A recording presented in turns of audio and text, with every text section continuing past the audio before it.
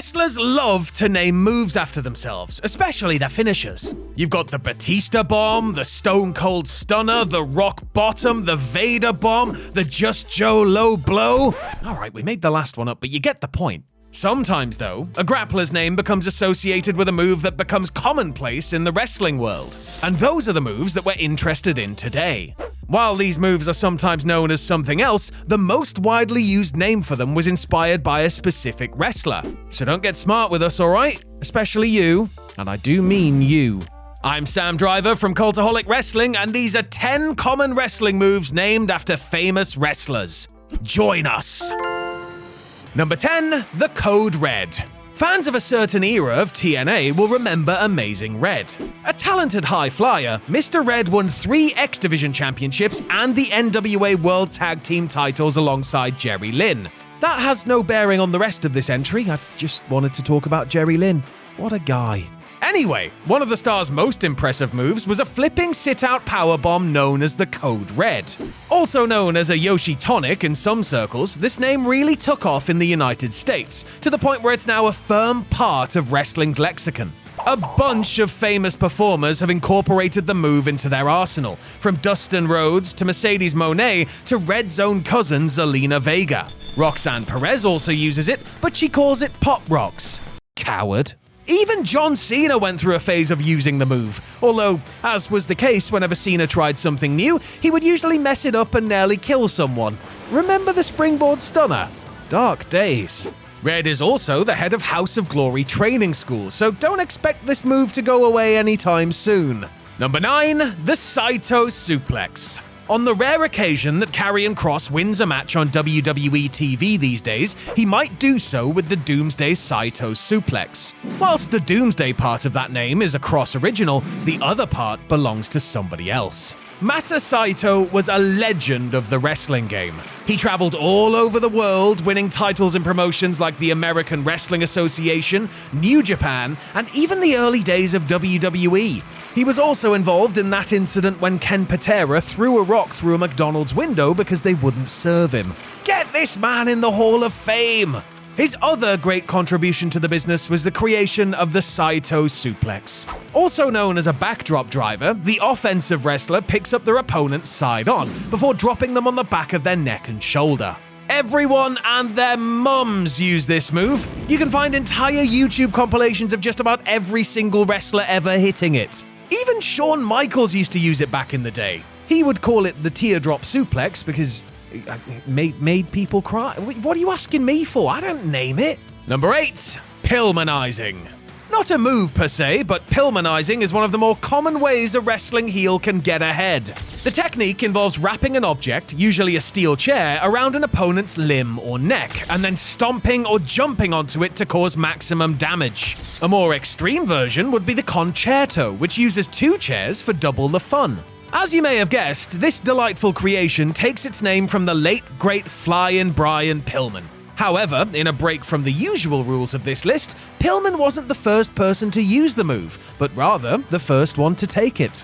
In late 1996, the Loose Cannon was feuding with his old Hollywood Blondes tag partner Steve Austin. To cover for a genuine injury Pillman sustained to his ankle, Stone Cold placed his old pal's leg in a folding chair and then leapt onto it from the top rope. Thus, Pilmanizing was born. When you think about it, this should really be called Austinizing. However, seeing as Steve Austin already gets a bunch of credit and that Pillman is severely underrated, we're just gonna let this one slide. Number 7. The Gory Special. The Guerreros are one of the greatest wrestling families of all time, right up there with the Harts, the Rhodes, and the Heenans. Wait, you're telling me Andre the Giant and the Red Rooster aren't actually related? Scandalous!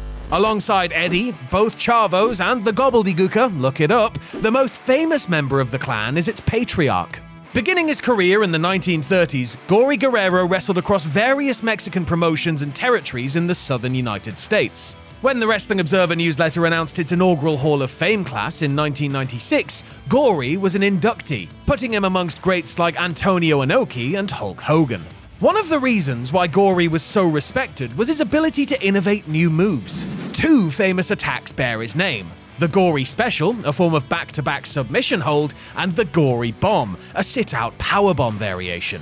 He's also credited with the invention of the camel clutch, which allegedly got Muhammad Hassan a lot of trouble during his career. As part of a rib, Hassan was convinced to go and tell Eddie to stop using the hold because it was his move. You can just imagine how that went down for him. Number 6, the Kamura Lock. Fans of BJJ, that stands for Brazilian Jiu-Jitsu, get your minds out of the gutter, might be aware of the name Masahiko Kimura. The Japanese fighter was a judo star before taking on Helio Gracie, one of the founders of BJJ. In a move right out of the wrestling playbook, the underdog defeated the favorite in one of the most shocking results in the sport's history. The move Kimura used to beat Gracie was a double wrist lock, or an udegarami if you want to get technical. However, after this famous victory, it gradually became known as the Kamura Lock. Fans of WWE will recognize this move as one of the finishers of a certain Brock Lesnar. During the early days of his first return, the Beast would use it to break people's arms, including Shawn Michaels and Triple H. The move is more commonly used in MMA than wrestling, but it still crops up from time to time in the squared circle. Even Kimura himself has wrestling experience. He fought the legendary Rikidozan in one of the most famous matches in Japanese history. Kimura was even a suspect in Rikidozan's murder, but that's a story for another time. Number 5, the Asai Moonsalt. Most wrestling fans will know Ultimo Dragon from one of two things: that picture of him holding all the belts, or him falling over at WrestleMania 20. It's a real shame that one of the best light heavyweights of all time has been reduced to a cheap gag, even if it is a really funny one. Traces of Dragon's greatness are still there if you look hard enough. You might think that the Dragon Sleeper and the Dragon Suplex are named after him, but they were actually invented by Tatsumi Fujinami, whose nickname was the Dragon.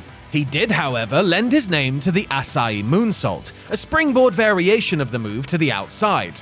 The grappler was born Yoshihiro Asai, which must come as a real shock to all of you who thought his real first name was Ultimo. This version of the Moonsault is everywhere in modern wrestling. AJ Styles, Pac, every luchador ever. If a wrestler flips, then they're gonna do this move.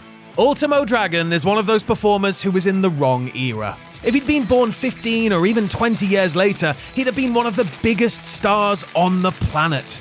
Number 4, the Frankensteiner. Looking at Scott Steiner these days, it's hard to imagine him bending over to tie his shoes, let alone doing anything in a wrestling ring. Before he gained approximately 8 tons in muscle mass, Scotty and his brother Rick were one of the most impressive tag teams on the planet. Just as capable of mad athleticism as they were impressive feats of strength, the Steiners became huge stars as a result of their versatility. A classic example of this is one of Scott's signature maneuvers. The Frankensteiner, an obvious nod to both the classic monster and his own last name, is a modified version of the classic Lucha Libre move, the Hurricane Rana. Technically, the difference is that a Frankensteiner drops opponents on their heads as opposed to their backs. Ultimately, they are very similar, so just go with whichever name makes Scott happiest. You really don't want to get on his bad side. The Frankensteiner lives on in many different ways, notably through Scott's own nephew, Bron Breakker. He tends to use the move from the top rope, which, if Steiner tried to do today, he would fall through the ring and all the way to the Earth's core. Number 3, the Michinoku driver. Despite what Michael Cole might say, a Michinoku driver is not a blue thunder bomb. Instead, it's a sit-out version of the traditional body slam.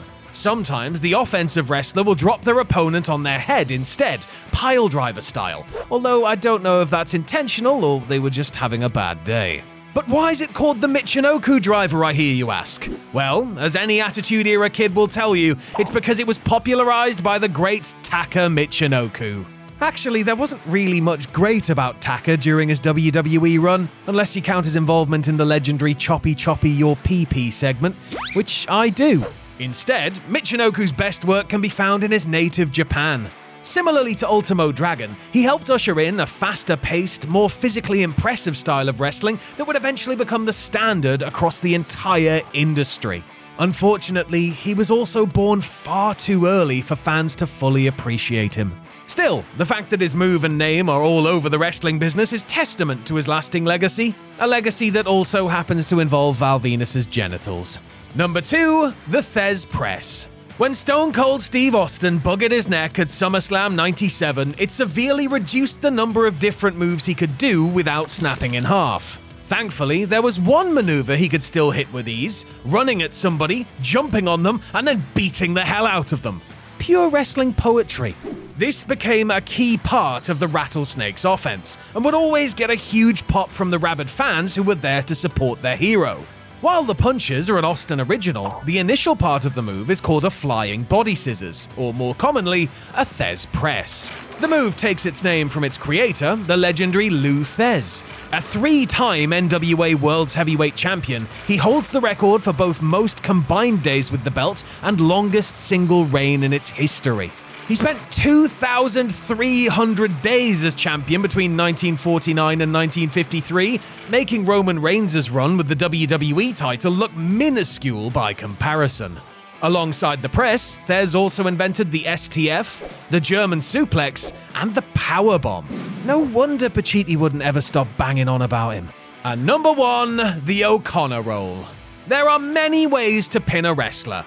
You can hit them with a finisher or a foreign object, or even use the ropes for a little bit of extra leverage. Then there are the moves that pin someone without an offensive move, which I'll refer to as the cheeky bastards. This family of moves includes the schoolboy, the backslide, the jackknife, and the subject of this entry, the Okconor Roll.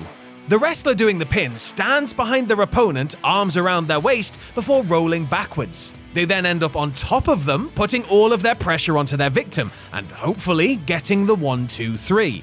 The move is named after Pat O'Connor, another wrestler so old that he only exists in black and white. Born in New Zealand, O'Connor made a big name in the United States in both the NWA and the AWA. In fact, there was even a time where he held both of those promotions' top titles simultaneously. A rare feat even now. So next time you want to annoy your friend by pinning them out of nowhere on 2K, you've got Mr. O'Connor to thank.